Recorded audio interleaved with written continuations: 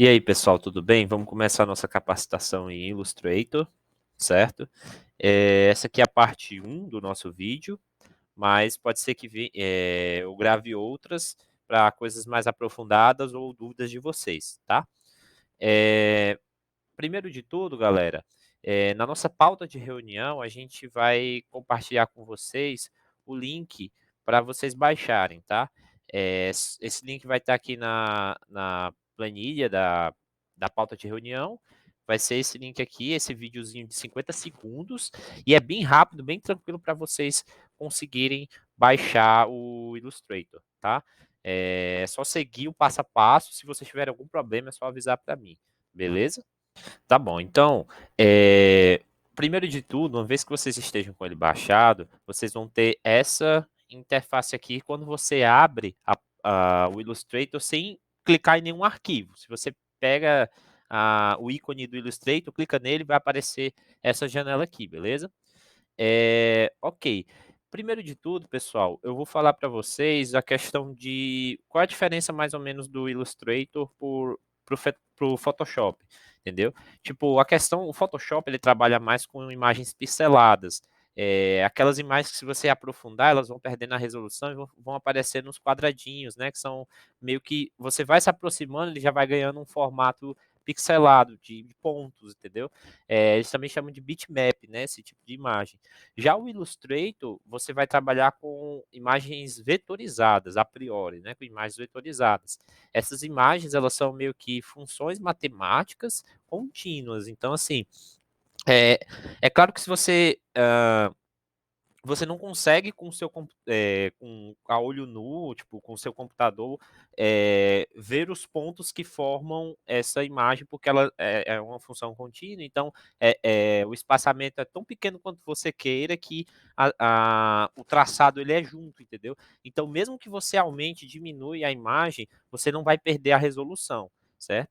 Então, essa é a principal diferença. Você trabalha no Illustrator com imagens vetorizadas. E lembrando que com relação ao tanto o Illustrator como o Photoshop, você tem ideias bem parecidas com o Canva, que foi a nossa primeira capacitação que a gente ministrou, tá? Então, assim, as mesmas ideias parecidas, como camadas, a questão de selecionar, de agrupar e tudo mais, alguns atalhos até, né, são parecidos. Tem, obviamente, as diferenças, mas são parecidos. É por isso que a gente coloca o Canva para ser o primeiro, porque ele é uma excelente introdução, tanto para o Illustrator como para o Photoshop, tá bom? Avançando um pouco mais, eu vou mostrar para vocês como criar um novo projeto, certo? Basicamente, é bem intuitivo, é só chegar e clicar aqui nessa parte, nessas opções que a gente tem aqui em cima, né? Claro que, bom, é só você ver, tipo, que tem essas opções já, que a gente vai aprofundar um pouquinho mais, mas vocês podem explorar depois, né? Tem a parte de arquivos, editar, objeto, que vai fazer mais sentido quando a gente estiver mexendo com no Illustrator, né? Tipo, selecionar, efeitos, exibir, janela, ajuda, né? Essa parte de janela eu vou falar daqui a pouco para vocês, tá? Mas a gente vai fazer um novo arquivo aqui e o Illustrator ele vai te dar as opções de como você pode trabalhar, certo? Como várias vezes eu já coloquei esse formato, que eu não sei se vocês lembram, mas esse formato aqui, esse 1080 por 1080 pixels, é o formato para post de Instagram, certo? Se não me engano, para alguns posts no LinkedIn, né, você utiliza, se não me engano, 1200 por 1200, certo? Aqui, como é uma imagem quadrada, né, não importa se você vai colocar em pé, digamos assim, ou deitada a sua arte, né?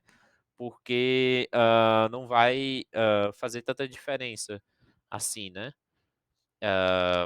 Então, se você aperta em criar, certo? Pronto, você tem a sua arte aqui no seu artboard, na verdade, que é como se fosse um local onde você vai ter o seu trabalho, certo? A parte aqui de janela, certo? Conforme esses ícones que estão marcados aqui, certo? É, eles aparecem nessa aba aqui do lado direito da nossa tela, tá? Por exemplo, questão de propriedades, camadas, prancheta, exportação. Alguns desses aqui já estão por padrão, certo? Outros você teve que habilitar aqui, entendeu? Por exemplo, camadas, ó, se eu clicar, ele vai sumir daqui, certo? Mas se eu vou aqui em janela e for em camadas novamente, vai aparecer. Então eu sugiro vocês colocarem, é só você vir aqui em janela, você coloca propriedades, camadas, pranchetas.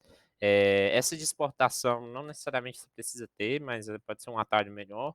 E a questão de transformar, alinhar e o Pathfinder que a gente vai falar daqui a pouco para vocês, tá? E é isso. Agora, o que é que a gente vai fazer? Dito isso, uma das principais ferramentas que a gente pode utilizar no Illustrator é justamente a caneta, certo? Que a partir dessa caneta você pode, já vai criando o traçado, né? Que você pode criar aqui, né? Você pode fazer uma figura aleatória e tal, certo? Tá. Aí, ok, você fechou o traçado, ele acaba que não vai seguindo mais as linhas, certo? Então, assim, se você tiver essa ferramenta de seleção, que é essa setinha aqui mais do lado, que o atalho é só você apertar um V, você consegue selecionar todo o caminho, todo o path, certo? Que foi que você fez com a caneta, certo? Se você pegar essa ferramenta de seleção direta, né? Você já pega o ponto, a âncora, né? Que a gente chama. Ó. Percebe que aqui é o caminho, o PF, aqui é a âncora, o ponto, tá? E esse ponto você pode modificar, você pode mexer ponto a ponto, certo? Para modificar na sua arte. Tá, aí você seleciona, né? Apenas uma âncora, né? Ou um nó, né?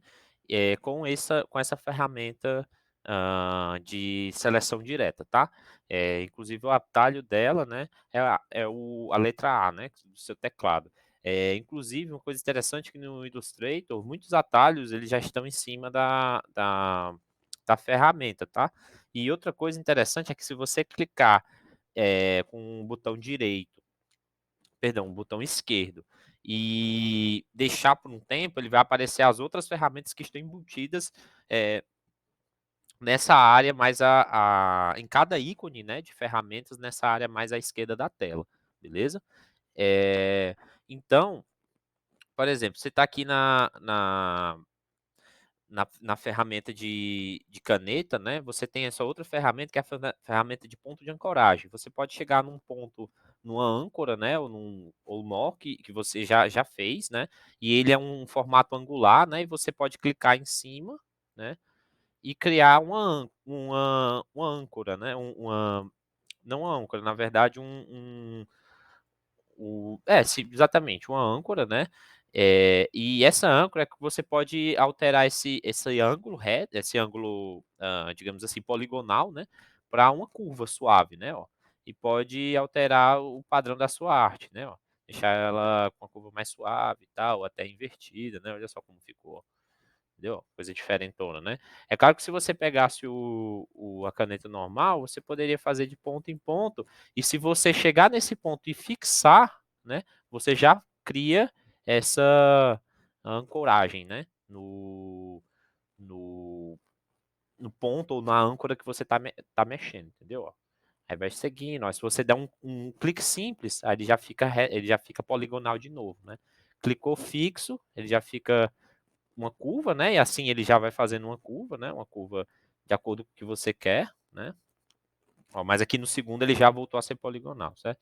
Aí, beleza, mas esse aqui é o ponto inicial. Se eu clicar aqui, vai parar, né? Mas se eu quero terminar fora, sem unir o começo e o fim, é só eu apertar ESC, pronto. Aí eu já deixei, já interrompi o meu traçado, beleza? Então, se eu ligar essa âncora com esse final aqui, certo? Eu fechei esse, esse caminho, esse path diferentão, né? E essas partes curvas eu fui fazendo com os meus modificando esses pontos de ancoragem, né? Que modificar esses pontos de ancoragem, né? Eles são chamados de alça, né? Na verdade, quando você apertar aqui no Ctrl Z, quando você seleciona esse cara aqui, ó, deixa eu ver aqui no tá. Aí você pega essa âncora, certo? E você faz essa modificação aqui nela, né, ó.